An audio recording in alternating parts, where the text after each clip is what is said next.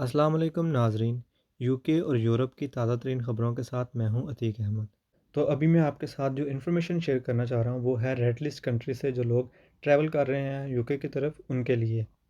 और काफ़ी सारे लोग ऐसे हैं जो इस कन्फ्यूजन में हैं, अगर पाकिस्तान या इंडिया या बांग्लादेश से ट्रैवल करें यूके की तरफ तो उनको कौन सी वैक्सीन लगी होनी चाहिए। तो उन सब की इन्फॉर्मेशन के लिए मैं बताता चलूँ कि काफ़ी सारे लोग हैं वो उनको मिसगाइड कर रहे हैं कि ये वाली वैक्सीन लगवा लें, वो वाली लगवा लें वैक्सीन।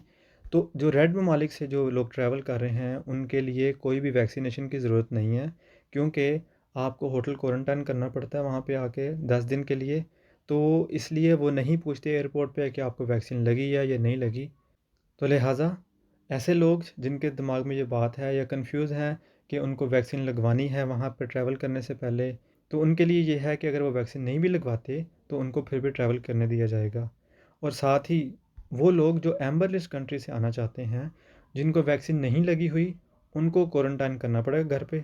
और जिनको वैक्सीन लग चुकी है उनके लिए 2 अगस्त से ये है कि वो जो डे 2 टेस्ट है वो बुक करना पड़ेगा, और जो नेगेटिव कोरोना का टेस्ट है प्री डिपार्चर टेस्ट वो दिखाना पड़ेगा, और फिर वो सफ़र कर सकते हैं। लेकिन पाकिस्तान, इंडिया या बांग्लादेश से ट्रैवल करने के लिए उनको कोई ज़रूरत नहीं है किसी किस्म की वैक्सीनेशन की, और ना ही यूके ये डिमांड कर रहा है अपनी इस चीज़ के लिए।